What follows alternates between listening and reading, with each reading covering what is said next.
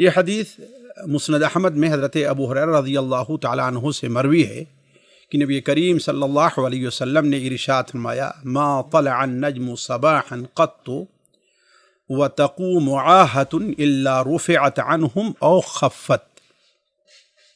جب بھی صبح کے وقت تارا نکلتا ہے، اس سے مراد ثریا تارا ہے، جب صبح کے وقت ثریا تارا ظاہر ہوتا ہے جب بھی کبھی، اور اس قوم میں کوئی آفت، کوئی آہت، کوئی بیماری رہتی ہے، وبائی بیماری، تو یا تو وہ اٹھا لی جاتی ہے یا اس میں کمی واقع ہو جاتی ہے. یہ ایک حدیث ہے جو علماء کے نزدیک اس کی صحت مختلف ہی ہے. علامہ البانی رحمہ اللہ الضعیفہ کے اندر پہلی ہی جلد میں اسے ضعیف قرار دیتے ہیں، مختلف سندوں سے نقل کرنے کے بعد اسے ضعیف قرار دیا اور اس کا وجہ ضعف بھی بیان فرمایا. دوسرے بعد کچھ محققین ہیں جیسے مسند احمد کے محقق ہیں، اسے بھی انہیں اس حدیث کو وہ صرف حسن قرار دیتے ہیں، لیکن اس سے مطلب نہیں کہ حدیث حسن ہے یا ضعیف ہے. اولاً تو ہم نے یہ بات بیان کر دیا کہ اس کی صحت متفق علیہ نہیں ہے یا یقینی نہیں ہے کہ اس کے اوپر کسی مسئلے کی بنیاد رکھی جائے. دوسری چیز، اس حدیث کا مفہوم ہے کیا؟ اصل میں خود ہم لوگ ابھی اس بیماری سے متعلق یہ شروع ہی سے سنتے آ رہے تھے، جو یہ بیماری کورونا وائرس کی شکل میں ہمارے اور آپ کے اوپر مسلط ہے. یہ سنتے آ رہے تھے کہ جب گرمی آ جائے گی تو یہ بیماری کم ہو جائے گی یا ختم ہو جائے گی. تو اصل مسئلہ نہیں ہے کہ گرمی کی آمد سے نہیں، یہ اس موسم کے اندر اس بیماری میں جو وائرس ہیں ان کا اثر کم پڑ جائے گا، بہت سے مر جائیں گے.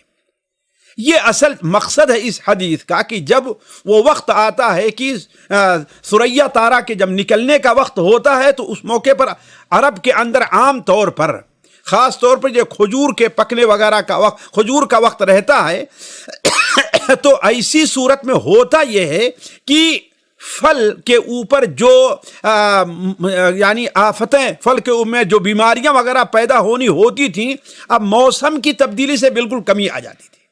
جو شخص یہاں پر رہ رہا ہے وہ جانتا ہوگا کہ بسا اوقات صرف ایک دن کے اندر بالکل گرمی سے سردی کی طرف حالات بڑی تیزی سے بدل جاتے ہیں. تعجب ہوتا ہے کہ بھی کل تک لوگ اے سی چلا رہے تھے اور آج جو ہے اس کی ضرورت نہیں ہے. کل تک لوگ جو ہے وہ انہیں صرف پنکھے کی بھی ضرورت نہیں تھی، آج اے سی کی ضرورت پڑ گئی ہے. تو اصل کیا ہے؟ یہ وقت کی موسم کی تبدیلی کی وجہ سے، یعنی گرمی سے سردی، سردی سے گرمی کی وجہ سے وہ جو چیزیں، یعنی جو ہوا رہتی ہے جو اثر انداز ہوتی ہے، یا اس میں جو جراثیم موجود ہیں ماحول میں، وہ موسم کی تبدیلی سے کمزور یا تیز پڑ جاتے ہیں. یہ ہے اصل میں اس حدیث کا مقصد، نہ یہ کہ ثریا تارا جب نکلے گا تو اس کے اندر کوئی خمی ہوگی. اب کچھ لوگ اس کو حدیث کے اوپر فٹ کریں کہ اللہ کے رسول نے حدیث بیان کی ہے لہذا 15 رمضان میں ختم ہو جائے گا. یہ معاملہ نہیں ہے. اصل چیز یہ ہے کہ اس جب یہ ثریا تارا جب ظاہر ہوگا تو اس وقت کیا ہے، اس کے ظاہر ہوتے ہی موسم میں گرمی زیادہ ہو جائے گی. اب جب گرمی زیادہ ہوگی تو اس کی وجہ سے صرف یہی نہیں، بعد دیگر یہاں پر بہت سے لوگ جنہیں الرجی رہا کرتی ہے، وہ ان کے پاس بیٹھیے تو ان کی چھینک کا جواب دینے سے آپ کو الجھن ہوتی ہے. بیٹھنے سے لوگ خود محسوس کریں ہمیں کہیں بیماری نہ ہو جائے، لیکن جیسے ہی وہ موسم آتا ہے ان کی الرجی ختم ہو جاتی ہے. صرف اسی وبا کا معاملہ نہیں ہے کہ اس کو اس پر فٹ کیا جائے. کوئی بھی ایسی چیزیں جو موسمی بیماریاں ہوا کرتی ہیں یا موسم کی تبدیلی سے جو کچھ انسان کو الرجی کی بیماری ہوتی ہے وہ چیز ختم ہو جاتی ہے. اب اس کو آپ لوگوں میں عام کریں کہ ہاں بھائی جب یہ نکلے گا تو یہ وائرس یعنی کورونا ختم ہو جائے گا. اب خدا نخواستہ اگر نہ ختم ہو اس کی وجہ سے تو لوگ اللہ کے رسول کے حدیث کے بارے میں بددنی کے شکار ہو جائیں گے. اس لیے میں کہتا ہوں کسی حدیث کو سمجھنے کے لیے سب سے پہلے اہل علم نے اس کے بارے میں کیا لکھا ہے اس طرف رجوع کریں. میں ایک مثال دیتا ہوں. مثال کے طور پر اسی حدیث کو بعض علماء نے صرف حجاز کے اوپر فٹ کیا ہے، پوری دنیا میں نہیں. اس لیے کہ بسا اوقات آپ صلی اللہ علیہ وسلم کوئی ایک بات بیان کرتے ہیں، خاص طور پر دنیا سے جو متعلق ہوا کرتی ہے اس کا تعلق کسی ایک خاص علاقے سے رہتا ہے. مثال کے طور پر آپ نے بیان فرمایا بیت لا تمر فیہ جیاع اہلہ، جس گھر کے اندر کھجور نہ ہو اس گھر کے لوگ بھوکے ہیں، اس کا کیا مطلب ہے؟ ہندوستان، پاکستان، افریقہ، امریکہ میں سارے لوگ بھوکے، لیکن ان کے پاس کھجور نہیں ہے۔